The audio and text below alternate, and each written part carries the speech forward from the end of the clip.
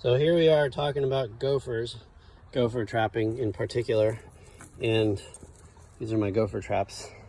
I use I use Havahart traps for something else, but for gopher trapping I use trapline products called Gopher, and the Gopher is made in they used to be made in Santa Rosa. Now I think they're made in Redwood City, but so they're kind of a local product. They're specializing in gophers and moles, and you can find them online. Not that I'm getting any kind of product placement commission for it, but I should. Anyhow, here's the holes I've identified. Look at this damage that the gophers have done to my nice frilly red mustard rows, and you can see that we planted them all, but the gophers have dug in here and there and started to take them away, and they go right on down the rows. Somehow they know that they're planted in rows, and they will just eat all of them, as some of you probably have noticed. So I'm going to try to demonstrate this for you while I hold my phone in my hand and get these untangled. So these are the traps, and in order to set them, you need to turn the spring right here. There's a little spring, and then there's this pincher, and then this part right here is the trigger, and it's set by putting it through this little hole right here. And after you set the spring, this gets pushed back, and then this thing gets smushed.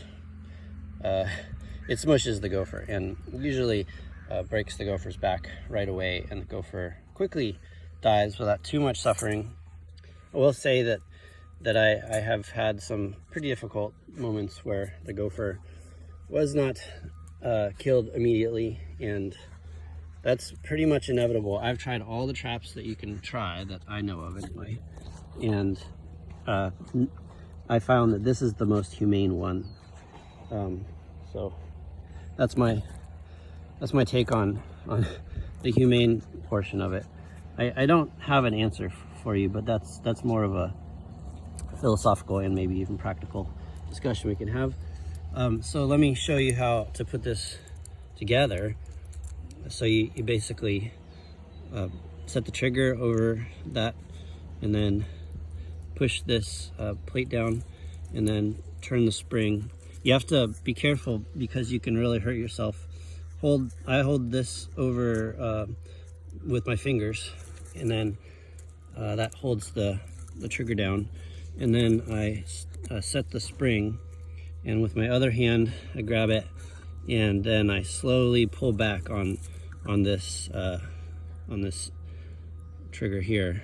And if you set it too far like that, so that this bar is peeking out, then you'll have less of a chance. If you can set it as close to the edge as possible, then even just a little hair push on it will set it off. So then you put it in this hole, and gophers tend to have a couple different rooms or tunnels. They have a couple types of tunnels, and so one of the types of tunnels is the run, and that's how they get around. The other type of tunnel is the exploratory, or like feeding tunnel, where they go off to the side and they use it for just feeding. Like down the rows would be like a feeding tunnel. And then there's their waste slash nest area, and those are usually just rooms in those tunnel areas, networks, and they're pretty solitary unless they're having babies. The males stay apart from the females, and the babies stay with the females.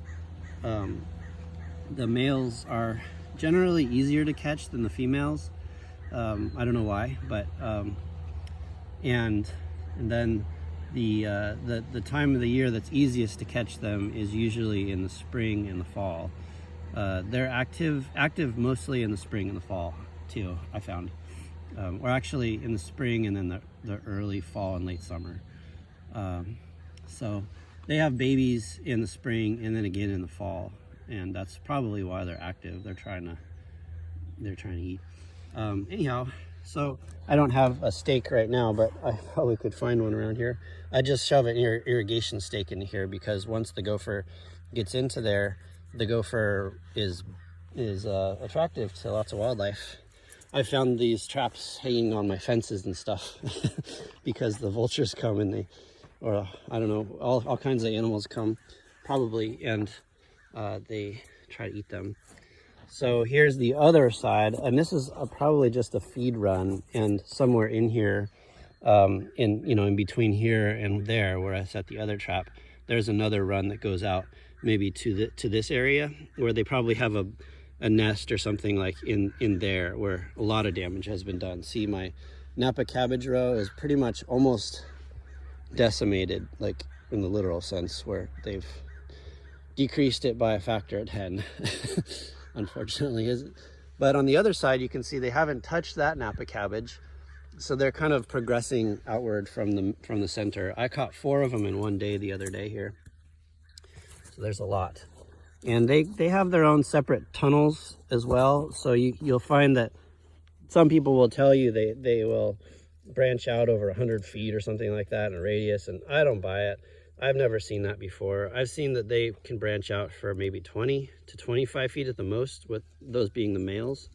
And that's pretty rare. Usually that's like a big one that hasn't, if you're not trapping at all, then they will get their areas or domain will get pretty big. See, I just accidentally set that off.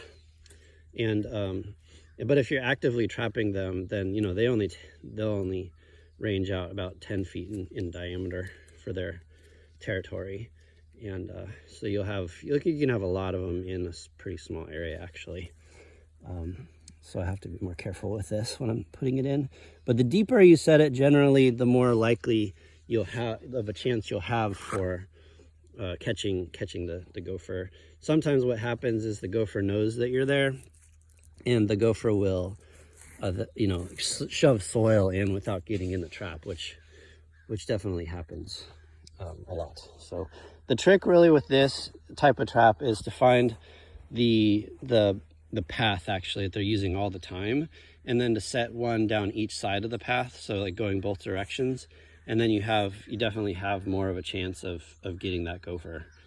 And there you have it.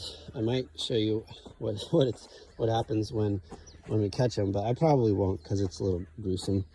But what I do with the gopher, just so you know, is I bury the gopher in the ground, and then that provides nutrients to the plants. And if I haven't amended the soil or something for a while, I'll notice that the soil, the yield is really good in a certain spot, and that's probably because it's where I buried a gopher.